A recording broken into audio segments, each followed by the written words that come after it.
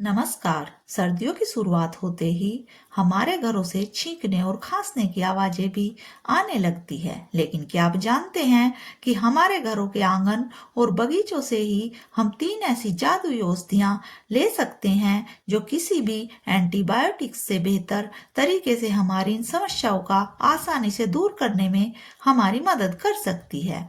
आज हम बात करेंगे अमृता यानी गिलोय की, पारिजात या हार सिंगार की और औषधियों की रानी जगत जननी तुलसी माता के बारे में। यह सिर्फ पौधे नहीं होते हैं, बल्कि सर्दियों में होने वाले खांसी, जुकाम और बुखार के खिलाफ लड़ने वाले सबसे मजबूत हथियार हैं। पहले बात करते हैं गिलोय की, जो कि शरीर को रोगों से लड़ने की शक्ति देती है। आयुर्वेद में गिलोय को अमृता कहा जाता है, जिसका अर्थ है जो कभी नहीं मरता है और जो प्रयोग करता है उसे भी लंबी आयु प्रदान करता है। यह हमारे शरीर को इतना मजबूत बनाते हैं जिससे हमारा शरीर रोगों से लड़ने के लिए मजबूत बन जाता है। यह कुछ ऐसे ही है जैसे किसी देश के पास एक शक्तिशाली सेना हो और कोई भी उसकी तरफ आंख उठाए तो वह तुरंत मजबूती से जवाब देता है और दुश्मन उससे टकराने पर जल्दी ध्वस्त हो जाते हैं। आप जो गिलोय देख रहे हैं यह नीम पर चढ़ी गिलोय है। सर्दियों के मौसम में जब खांसी, जुकाम, बुखार पीछा नहीं छोड़ता तो गिलोय का काढ़ा अच्छा काम करता है। इसकी पत्तियां पान के आकार की होती हैं। अभी सर्दियों में इसकी पत्तियां गिर चुकी हैं, सिर्फ इसकी डंडियां बची हैं। नीम पर चढ़ी गिलोय सबसे अच्छी मानी जाती है। यह जो आप देख रहे हैं गिलोय की बेल, यह नीम पर चढ़ी हुई ऊपर आपको दिखाई दे रही होगी, लेकिन पत्तियां इसकी टूटकर नीचे गिर चुकी हैं। तो इस वक्त सिर्फ यह डंडियां ही यहाँ पर दिखाई दे रही हैं।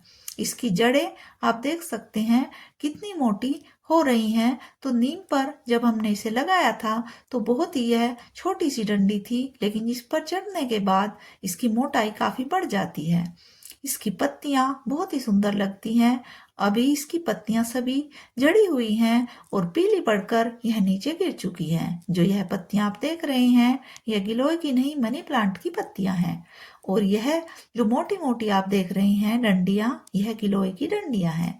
तो कुछ दिन बाद फिर से इस पर पत्तियां आने लगती है। यह सूखी गिलोय है जिन्हें टुकड़ा करने के बाद सुखा लिया जाता है, जिनका प्रयोग हम बहुत तरीकों से कर सकते हैं। यह औषधि सालों साल खराब नहीं होती अगर इस तरीके से हम इसे काट कर सुखा कर रख लेते हैं। देखिए बहुत ही हल्की हो जाती है सूखने के बाद। इसकी जो छोटी छोटी है टुकड़े हमने बनाए थे लकड़ियों के, इनका आप पाउडर भी बनाकर रख सकते हैं, जो कि बहुत सारे प्रयोगों में काम आता है। यह हमने पाउडर बनाकर रखा हुआ है, आप देख सकते हैं। तो गिलोय का पाउडर बनाना बहुत ही आसान है। हमने इसके बारे में आपसे पहले एक वीडियो साझा की थी, तो आप देख सकते हैं गिलोय का पाउडर आसानी से घर पर हम कैसे बना सकते हैं।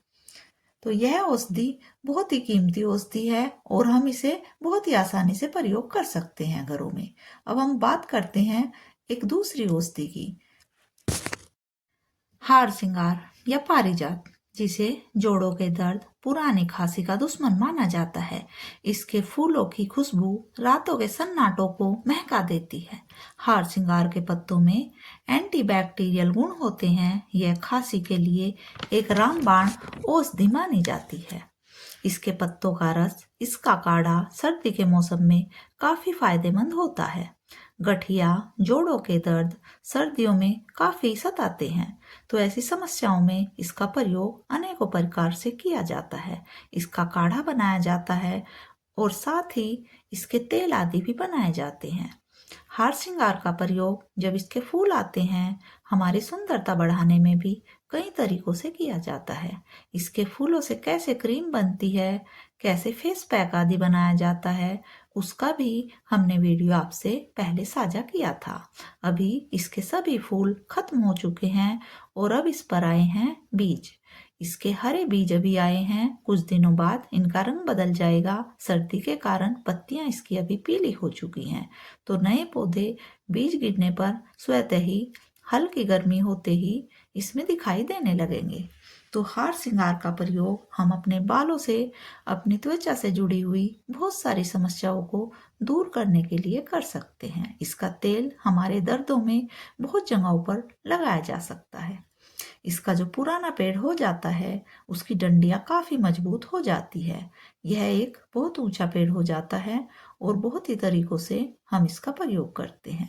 देखिए, इसके जो बीज हैं इन्हें हम ज्यादा जगहों पर दवाइयों में प्रयोग नहीं करते हैं क्योंकि यह बहुत ज्यादा गर्म होते हैं। तो इनका अगर प्रयोग करना है तो किसी वैद्य या डॉक्टर की सलाह से ही आप इनका प्रयोग कर सकते हैं।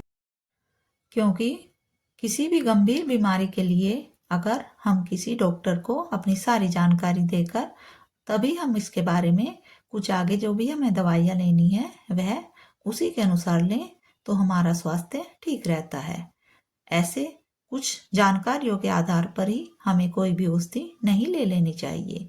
हम सिर्फ इस चैनल पर आपको औषधियों से संबंधित ऐसी जानकारियां देते हैं जो कि हमारे घरों में या हमारे बगीचों आदि में आम दवाइयां होती हैं, तो उनका प्रयोग जो हल्का फुल्का हम कर सकते हैं वही हम आपसे साझा करते हैं। लेकिन ज्यादा गहराई से आप इसके बारे में अगर जानना चाहते हैं तो आप किसी वैद्य की सलाह के आधार पर ही इन बातों का प्रयोग कर सकते हैं। अब हम आते हैं अपनी तीसरी औषधि पर जिसे कहते हैं तुलसी। तुलसी जिसे हम सभी अपने घरों में एक पूजनीय पौधे के रूप में अवश्य लगाते हैं। हमारे रसोई घरों में तुलसी की पत्तियों का प्रयोग रोज किसी न किसी रूप में होता ही रहता है। खांसी, जुकाम, बुखार, कफ आदि रोजमर्रा के रोगों से लड़ने के लिए इसकी चाय अदरक, काली मिर्च के साथ सभी घरों में सर्दियों में बनती ही है।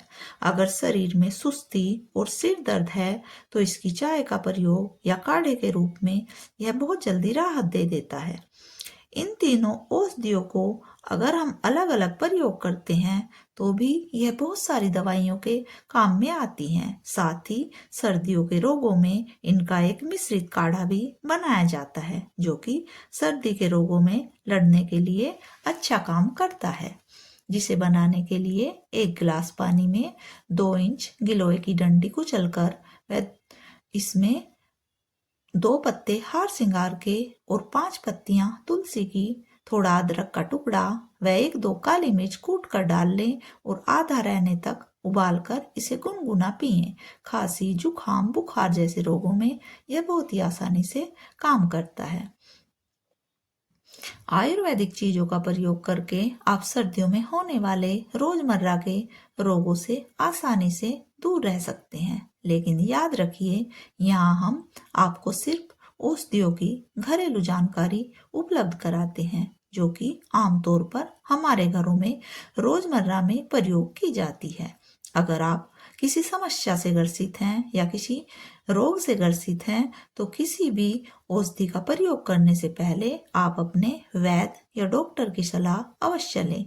नए वर्ष में आपका स्वास्थ्य अच्छा रहे, इसी दुआ के साथ फिर मिलेंगे एक नए विषय के साथ।